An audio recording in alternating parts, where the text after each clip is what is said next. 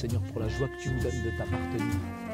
J'aime tellement être là, j'aime tellement te célébrer, t'adorer, te louer, te dire merci encore aujourd'hui pour ce soleil que tu me donnes. Merci pour ce beau temps que tu nous donnes aujourd'hui. Et vraiment, j'aime cette intimité, cette relation que je peux développer avec toi. Père, sois béni, sois loué, sois adoré, sois célébré. Je veux vraiment t'adorer aujourd'hui. Je veux vraiment te mettre surtout à la première place. Shukran ya Rab ala mahabbatik. Ya Rab, nshukrak ya Rab, nshukrak Yassoua al-Masih. Merci Père pour ta présence. Merci Père pour ton amour. Merci Père pour ta grâce. Ah, j'aime cette relation. J'aime cette intimité avec toi. Plus que tout, plus que tout, plus que tout. J'aime cette relation avec toi. Ah, je veux te célébrer. Merci Père pour ta présence. Merci Père pour ton amour. Merci Père pour ta grâce. Seigneur, j'aime m'isoler avec toi. J'aime cette intimité avec toi. Que tu es bon, que tu es grand, que tu es Seigneur, tu es le Maître, tu es le Roi des rois, tu es le Seigneur des seigneurs. Saïd, tu es vraiment la vérité, tu es la vérité. Saïd, mais qu'est-ce que tu fais cette... Mais t'es en train de parler tout seul dehors là. Écoute, laisse-moi un peu tranquille.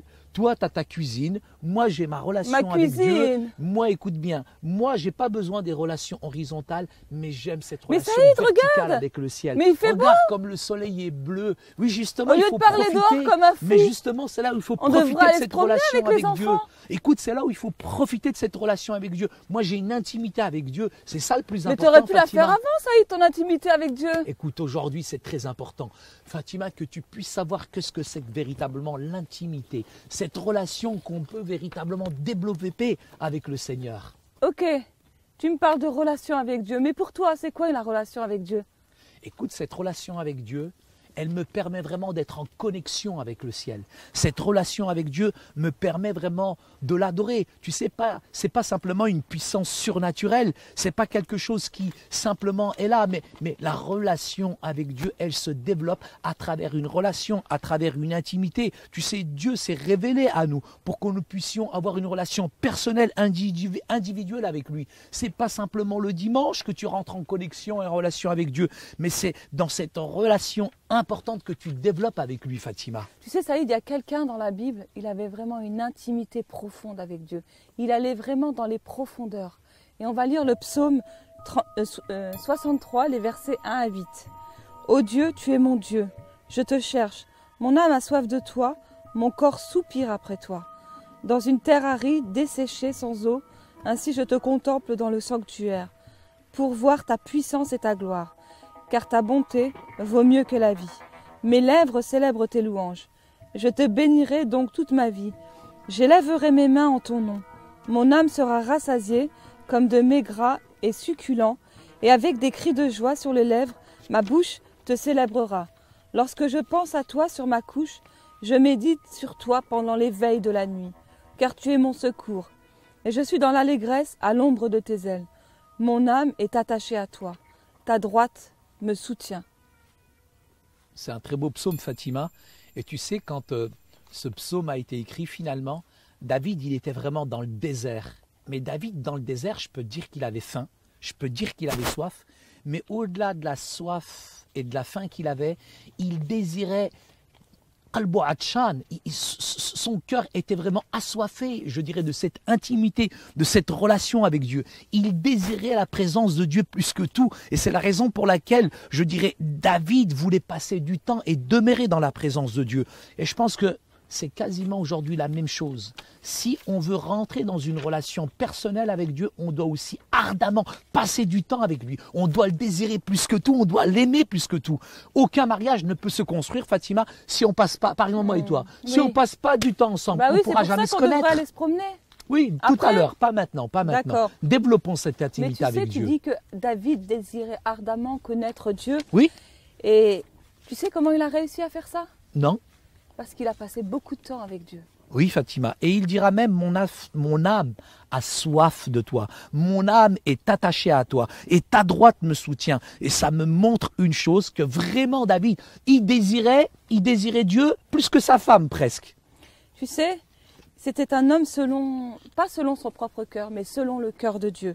Et c'est pour ça qu'en fait, son intimité, elle était profonde. Tout à fait, Fatima. Tu sais, quand tu passes du temps avec Dieu, quand tu es dans cette relation intime avec Dieu, c'est là où finalement il peut guider ton chemin. C'est là où il peut te conseiller. Et c'est dans cette intimité avec Dieu que tu peux connaître aussi sa volonté. Il n'y a pas de formule préétablie, tu sais. Il y a des gens qui passent 1 heure, il y en a qui passent 3 heures, mais il n'y a pas de compétition spirituelle. C'est pas véritablement le temps, mais c'est cette relation que tu entretiens avec lui. C'est quand même important, Fatima, du passer du temps. Il faut avoir une certaine discipline. Tu vois, moi, le matin, quand je me lève, je suis pas comme toi. Moi, je peux passer 1 heure à adorer, célébrer le Seigneur, tellement j'aime la présence de Dieu. Mais attention, c'est pas parce que moi je passe 1 heure et que toi que tu passes 3 heures. Ouais, c'est ça, ouais, tu passes 3 heures. Mais en tout cas, on peut faire quelque chose quand même de différent. Tu sais, la prière, c'est pas une position, mais la prière, parfois, moi, je marche. Et même en marchant, parfois, des fois, il y a des bouchons, il y a tellement de circulation, et pendant temps, ce bouchon, je rentabilise le temps et j'adore Dieu, je célèbre Dieu et je le remercie.